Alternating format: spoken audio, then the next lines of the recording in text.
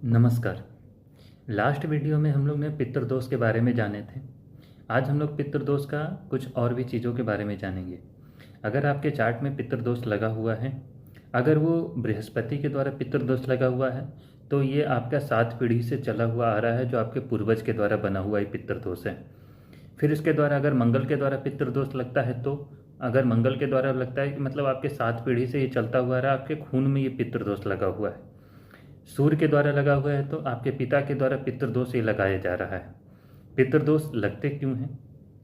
पितृदोष लगते तब हैं कि जैसे आपको पिछले जन्म में आपके पूर्वजों के द्वारा या आपके पिछले जनरेशन के द्वारा, पिताजी के द्वारा आपको कुछ संपदा मिली, कुछ भी धन, ये सब सारा चीज़ मिला।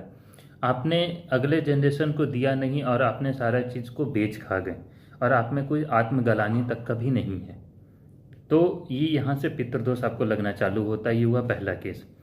पितृदोष तब भी लगता है कि जैसे आप पूजा पाठ का नियमों का उल्लंघन करते हैं, तब भी आपको चीज़ें लगता है।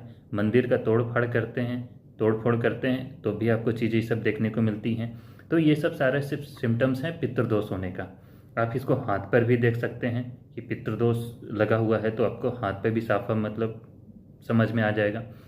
फिर उसके अलावा और भी है, जैसे पितृदोष होने के अलावा कुछ कुछ और भी सिम्टम्स हैं। वो क्या सिम्टम्स हैं कि आपके घर परिवार में जल्दी शुभ कार्यक्रम नहीं होंगे।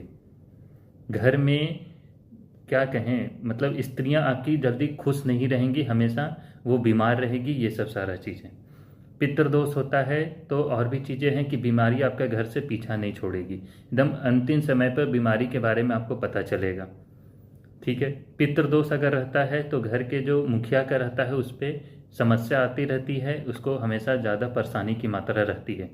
दूसरा चीज़, पितृदोष जब तक आपके माता पिता जीवित हैं तो पितृदोष का प्रभाव कम होगा, और उनके मृत्यु के बाद उसका चीज़ें इफ़ेक्ट बहुत ज़्यादा बढ़ जाएंगी। ये है सबसे हाईली इम्पैक्ट। फिर इसके बाद और भी होता है, अगर पूर्ण पितृदोष लगा है, कुछ कुछ और भी सिम्टम्स आते हैं, मगर वो सारा चीज़ मैं यहाँ पर डायरेक्ट नहीं बता सकता हूँ। ठीक है। फिर और भी चीज़ें आपको यहाँ पर देखने को मिलती है कि नॉर्मल बेस पर कि आप जहाँ पूजा पाठ करते हैं वहाँ का स्थिति आपका घर का सही नहीं रहता है। घर में सारा सामान इधर उधर आपका बिखरा पड़ा रहता है। जो घर का स्थिति जो आपका रहेगा पितृदोष में, पूरा घर बिखर के इधर उधर एकदम रहेगा, सामान को सिस्टमैटिक वे में आपका नहीं रहेगा। और घर में उदासीनता बहुत ज़्यादा रहेगी। घर में सब परिवार एक साथ बैठ करके हंसी खुशी या पार्टी फंक्शन, कभी इस तरह का चीज़ें नहीं रहेगी कि सब परिवार एक साथ बैठ करके खाएं या भोजन करें। इस तरह का सारा चीज़ें वो सब अपने मन का करने वाले रहेंगे।